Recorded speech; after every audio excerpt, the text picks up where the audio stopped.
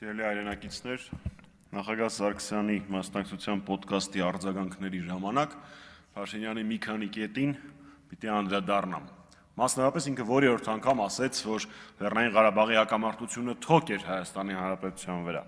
Հələ մի հատ էլ չբավարարվեց դրանով, որոշեց ռուսերեն գրի «Կառոտկի պավադոկ»։ Հիմա ես մի հարց ունեմ։ Լավ երկար էր, հա, այդ «Կառոտկի պավադոկը», որ այդ դրա առկայության պարագայում մենք սեպա ենք ստորագրում, որը մինչ օրս դուք փորձում եք իրագործել ու առանձնապես դա ձեր մոտ չի ստացվում։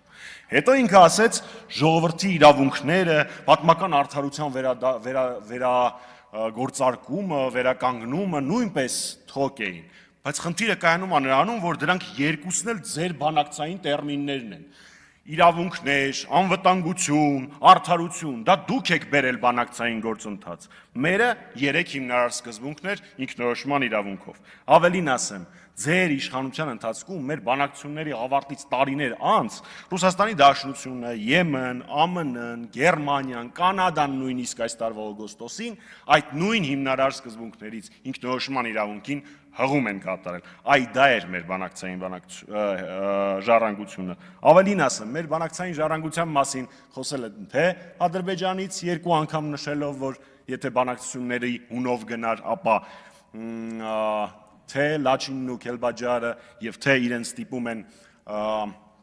ճանաչել Արցախի անկախությունը եւ թե երկրորդը դրա մասին Փաշինյանն է ինքը ասել գաղտնալսման ընթացքում ասել է որ Ադրբեջանը համակերպվել է որ Լեռնային Ղարաբաղը Արցախը Ադրբեջանի կազմում չի լինելու անդրադառնանք մեկ այլ կարևոր կետի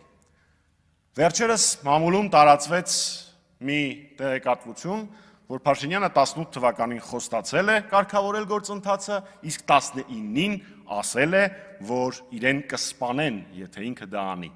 Երբ որ դա համադրում ես այն փաստի հետ, որ հոկտեմբերի 19-ին Փաշինյանը չկանգնեցրեց պատերազմը, չարեց անհրաժեշտը պատերազմը կանգնացնելու համար, հետո էլ պատճառաբանեց, որ իրեն դավաճան կհամարեին այդ պարագայում, մենք գալիս ենք մի պարզ եզրակացության, 2 անգամ Նիկոլ Փաշինյանը մի անգամ իր կաշին, մյուս անգամ իր կաշվե աթոռը փրկելու համար մատաղ է արել մեր զինվոր տղերքի կյանքերը, ուստեղ այլ քննարկման տարբերակ չկա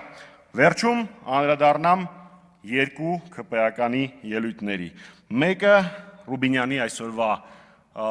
բրիֆինգի ժամանակ ասված մտքին, որը փորձում էր մեղադրել Արցախի վերջին իշխանություններին Արցախի հանձնման մեջ, մի հատ կողմնորոշվեք էլի իրար մեջ, եթե Արցախում 10 օր իշխանության եղած իշխանություններն են պատասխանատու Արցախի հանձնման համար, բա դուք որ այդ ժամանակ 5 տարի Հայաստանում իշխանություն էիք, այդ ո՞նց է որ մեղքը գցում եք նախկինների վրա։ Մի քիչ հակասություն չկա ձեր ասածների մեջ։ Երկրորդը Տիկին Պալյանի ասածը։ Տիկին Պալյան, միտքը ավարտե։ Երկրորդը Տիկին Պալյանի ասածը, ով, բայց Աշոտյանի շնորհավորանքը գողացած ու Կարեն Սարուխանյանին տված մարդը Աշոտյանից խոսելու իրավունք չունի։ Ռուբեն Ռուբինյան